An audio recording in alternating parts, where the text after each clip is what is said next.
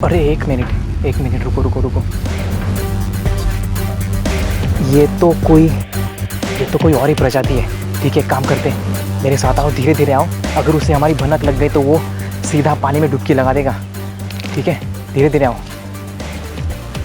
संभल कर आना, यहाँ पर फिसलन है।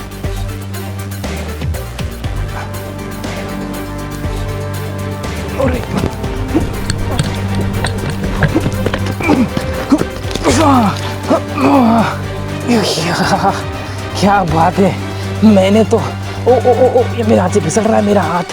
हाँ, क्या बात है, मैंने तो उम्मीद नहीं की थी कि मुझे ये जनाब दिखेंगे। ओ, ये पानी देखकर भागने की कोशिश कर रहा है। ज़रा यहाँ पर आ जाओ, मेरे हाथ पर काफ़ी कीचड़ लगा है। इसके शरीर को मैं कीचड़ से ना गंदा कर दूँ।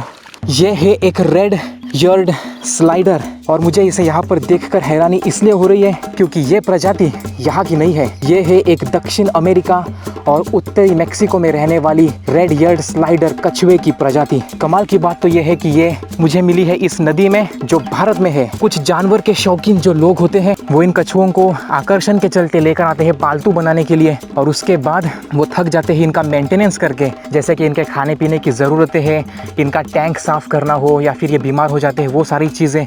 और फिर वो इन जानवरों को इस तरह के नैसर्गिक परिवेश में अनाथ की तरह छोड़ देते हैं, जिससे इन जीवों के ऊपर भी काफ़ी बुरा इम्पैक्ट पड़ता है। और सबसे ज़रूरी चीज़, हमारी इकोसिस्टम के ऊपर भी काफ़ी बुरा इम्पैक्ट पड़ता है। आज भारत में रेड यर्ड स्लाइडर कछुए काफ़ी बड़ी तादाद में आपको इस तरह की नदियों में, तालाबों में देखने मिल सकते हैं। पता है इसे इसका नाम रेड यर्ड स्लाइडर क्यों मिला है? आप इसकी आँखों के पीछे ये लाल रंग की एक धारी देख रहे होंगे। ये धारियाँ दोनों तरफ से है और ये धारियाँ एग्जैक्टली वहीं पर है जहाँ इसके कान होने चाहिए थे। वैसे कछुओं के बाहरी कान तो नहीं होते हैं, लेकिन अगर वो होते तो वो एग्जैक्टली यहीं पर होते, और इसी धारी की वजह से इसे रेड यर्ड स्लाइडर का नाम मिला है। दूसरी एक और चीज़ मैं आपको दिखाना चाहता हूँ और वो है इसके पंजे। आप इसके पंजों पर ये नाखून देख रहे होंगे और फिर इसकी उंगलियों के बीच यहाँ पर स्किन है, त्वचा है जो इसकी उंगलियों को जोड़ रही है, जिसके बदौलत ये ज़मीन के ऊपर भी अच्छे से चल सकते हैं और पानी के अंदर भी बखूबी तैर सकते हैं। इसका मतलब है कि ये ज़मीन और पानी दोनों जगहों पर बिल्कुल डोमिनेंट प्रजाति है। सिर्फ इतना ही नहीं बल्कि ये कछुए काफ़ी अग्रेसिव भी होते हैं। अगर इन्हें इस तरह के नैसर्गिक परिवेश में आप आज़ाद कर देंगे तो होता यह है कि यहाँ की मूल प्रजातियों को ये खा जाते हैं या फिर जान से मार देते हैं, जिसके बाद इकोसिस्टम पर एक बुरा इम्पैक्ट पड़ जाता है। और इसीलिए भारत में इसे एक अग्रेसिव इन्वेसिव स्पीसीज़ घोषित किया गया है। उफ, ये काफ़ी फुर्तीला है, ये काफ़ी हट्टा कट्टा है और मेरे ख्याल से ये इस इलाके में काफ़ी लंबे समय से होगा। मैंने इसे हल्के से पकड़ के रखा है ताकि इसके ऊपर कोई ज़्यादा तनाव ना पड़े, और वही मेरी कोशिश है कि इससे तकलीफ़ नहीं होनी चाहिए। मैं यहाँ पर रख देता हूँ इसे अपने घुटने पर। ये आप देख रहे हैं, ये कवच इसके ऊपर काफ़ी मजबूत होता है, जिससे कि अगर कोई शिकारी जीव इसे पकड़ भी ले तो इस कवच की वजह से उसके सारे वाइटल ऑर्गन्स सेफ रहते हैं। कछुए जो है वो ठंडे खून वाले सरीसृप होते हैं, इसीलिए जब भी वातावरण में धूप निकल आती है ये इसी तरह से किनारे पर आ जाते हैं, धूप सेकने के लिए ऐसे बैठ जाते हैं, और जैसे इनका तापमान नियंत्रित हो जाता है ये जाकर के डुबकी लगा देते हैं सीधा पानी के अंदर, और ये प्रक्रिया हर रोज़ दोहराई जाती है। इस रेड यर्ड स्लाइडर को यहाँ पर देखकर मुझे उतनी भी हैरानी नहीं हुई है, क्योंकि यहाँ पर भारत में इस प्रजाति के कछुए और इग्वाना बहुत बड़े तादाद में लोग पालतू बनाने के लिए ख़रीद लाते हैं। और वैसे मेरे एक दोस्त है फॉरेस्ट के रेंज ऑफिसर, उन्हें भी एक बार जाते वक्त एक सड़क क्रॉस करती बड़ी साइज़ की इग्वाना दिखाई दी थी, और आज मुझे ये रेड यर्ड स्लाइडर दिखा है और ये भी भागने वाला था। इस कछुए की मैं आपको एक और हो तो तेरी की, इसने तो गंदगी कर दी है। ये क्या, आपके पास अगर कछुआ हो और उसने आपके हाथ को इस तरह से गंदा कर दिया हो तो उसे सूंघिए मत, क्योंकि ये बहुत ही गंदी बदबू होती है। एक मिनट, मैं पहले अपने हाथ को धो लेता हूँ। रुक जाओ मेरे दोस्त, हिलना मत यहाँ से। अरे भाग रहे हो कहाँ पर? इसे भागने की बड़ी जल्दी है यहाँ पर, इसने तो मेरे हाथ भी नहीं धोने दिया। ठीक है, एक सेकंड के लिए रुक जाओ मेरे दोस्त। पता है इन कछुओं की यही तो ख़ास बात होती है, जैसे ही इन्हें खतरा महसूस होता है ये इस तरह से गंदगी कर देते हैं, और उसके बाद उसकी गंदी बदबू तो अरे शिट।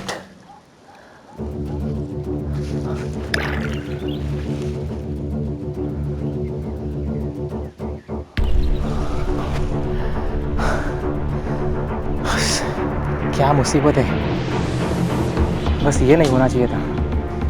वैसे इनकी ये अद्भुत फिसलने की क्षमता की वजह से ही इसे स्लाइडर का नाम मिला है। आज मैंने उसकी इस काबिलियत को देख भी लिया, रेड ईयर्ड स्लाइडर। ठीक है, एक काम करते हैं, हम थोड़ी देर के लिए यहीं पर इंतज़ार करते हैं, क्योंकि वो इसी किनारे पर था, तो हो सकता है वो सांस लेने के लिए फिर से ऊपर आ जाए और शायद मैं उसे दोबारा पकड़ सकूं। ठीक है, काम करते, थोड़ी देर के लिए इंतज़ार करते हैं यहीं पर और देखते हैं कि क्या हम उसे दोबारा देख पाते हैं या नहीं।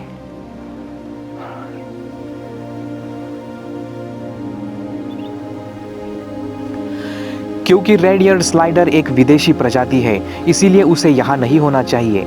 खैर, इस दरमियान मैंने WWF से इस संदर्भ में सलाह ली और उनके अनुसार मुझे उस स्लाइडर की यहाँ होने की जानकारी इस इलाके के ऑफिशियल्स को देना उचित होगा।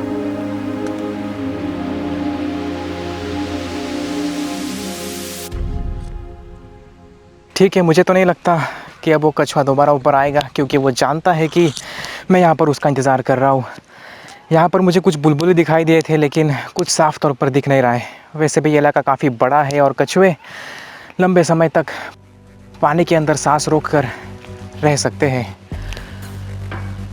मैं काफ़ी लंबे समय से उसका इंतज़ार कर रहा हूँ, लेकिन अब मुझे उसके मिलने के आसार नज़र नहीं। अरे अरे, यहाँ पर आओ, जल्दी आओ, जल्दी आओ, जल्दी आओ। ये देखो, यहाँ पर देखो, ये देखिए दोस्तों, क्या नज़ारा है। यहाँ पर देखो, एक काम करो, यहाँ पर ऊपर चढ़ जाओ, नहीं तो ये वो कैमरा लाओ, मुझे दे दो, इसे पकड़ो। इलामत, क्या बात है। ये है 2 वयस्क इंडियन रैट स्नेक्स जो ठीक मेरे पीछे ही यहाँ पर थे, आप देख रहे हैं। ये ठीक है, हिलना मत, ज़्यादा हिलना मत, क्योंकि यहाँ पर काफ़ी कांटे भी है, लेकिन उन्हें हमारी यहाँ पर होने की भनक नहीं लगनी चाहिए, वरना वो यहाँ से भाग जाएंगे और नहीं डिस्टर्ब नहीं करना चाहता। इस वक्त गर्मी का मौसम है, इसलिए ये सांप बाहर निकल, ये जा रहे हैं यहाँ से, देखिए आप, ये जा रहे हैं। ठीक है, हिलना मत। ओह, इसने हमें देख लिया है यहाँ पर।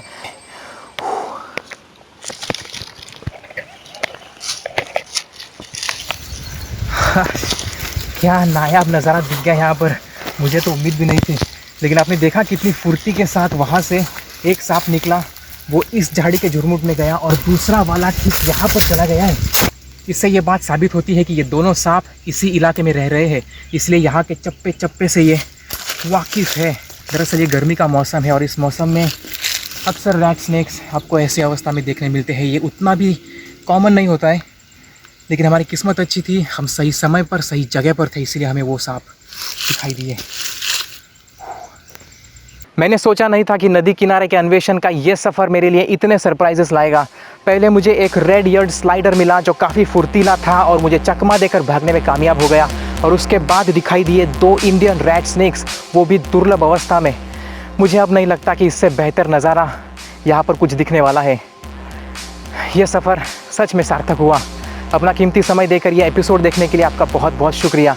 मेरा नाम है स्वप्निल खताल और मैं आपसे अगली बार मिलूँगा। Till then, see you next time.